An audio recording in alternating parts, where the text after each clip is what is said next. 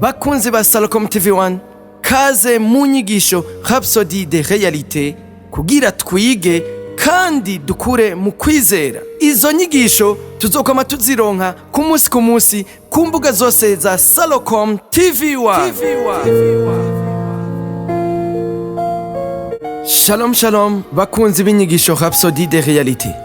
Turi ku munsi wa gatatu itariki 25 z'ukwezi kw'icenda umwaka w'ibihumbi 2024. Nkuko mubizi inyigisho zamazigizwe n'ibice bitatu. Turahera ku ijambo ry'umunsi, gutazira umuhamagaro wo gutambukira muri mwemu. Dusome mu gitabo Paulo yandikiye ishengero ry'Ifilipi igice ca gatatu ku murongo wa gatatu.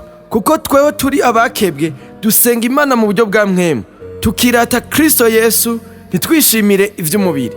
Nkuko twabibonye mu cigo cyacu giheruka, ugutazira k'ukuri n'ugutazira ko muri mwemu, ugufatanya kw'imwemu yacu na mwemu yera. Ugutazira k'ukuri ntaho guhuriye nuko mwiyumvira canke umudiho w'indirimbo. Aho niho benshi bihendera.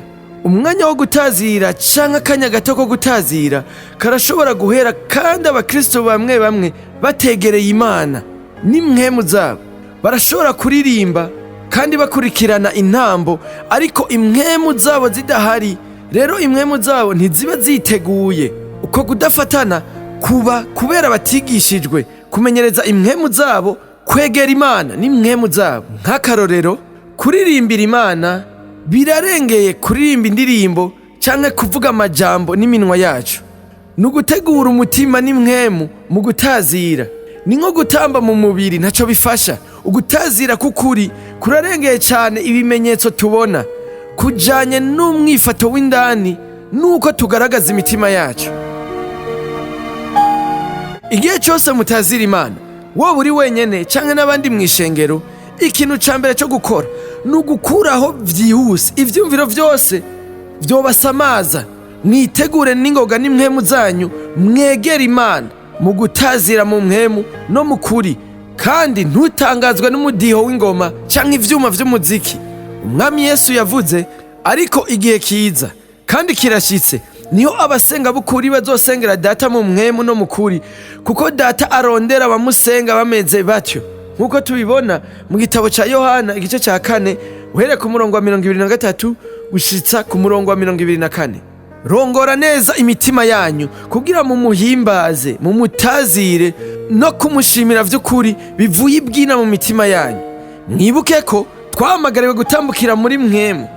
Turashobora gusoma mu gitabo c'Abigalatiya igice ca 5 ku murongo wa 16 haravuga ngo, ndavuga nti mugendeshwe na mwemu niho mutazoshitsa ivyo akameremere kanyu kifuza. Gutazira Imana bitegerezwa kutubera ubuzima bwa misi yose. Mwibuke imisi yose umuhamagaro wo gutambukira muri mwemu. Igihe mutazira Imana vyigizayo ugutazira ibibazo bigaragara, ahubwo bihinduka kuri mwebwe gushimigwa no kwemegwa kubw'ubwiza, imigisha, ubukerebutsi no kugororoka kw'Imana. Nukwizera mushima uko ateye, urukundo rwiwe n'ubuntu bwiwe. Tuje mu gice ca kabiri kijanye n'isengesho ry'uno musi. Data, ngushimiye ku karyo ko gutazira muri mwemu no mu kuri. Ugutazira kwanje ni imvugo yimbitse y'urukundo rwanje, ugushima kwanje no kubaha kwanje imbere yawe. Umutima wanje wuzuye ugutazira n'amashimwe kubw'urukundo rwawe, ubwizigirwa bwawe n'ubuntu bwawe budahera, mu izina rya Yesu, amen. Reka turangirize ikiganiro cacu ku isengesho ryo kwakira umwami Yesu Kristo nk'umwami n'umukiza. Mwami Imana, ndizera n'umutima wanje wose ko Yesu Kristo ari umwana w'Imana. Ndemera ko yapfuye ku bwanje kandi ko Imana yamuzuye mu bapfuye. Ndemera ko ari muzima. Ndatuja akanwa kanje ko Yesu Kristo ari umwami n'umukiza w'ubuzima bwanje kuva uyu munsi. Urakoze mwami wanje Yesu gukiza umushaha wanje. Ubu ncitse icaremwe gisha. Turagukeje ubu ncitse icaremwe gisha hari ico ubaza kugira ngo ushobore kubandanya ukura mu buzima bw'agakiza, hamagara kuri 61 40 ubusa 14. Murakoze naho ku munsi w'ejo, mugira umunsi mwiza.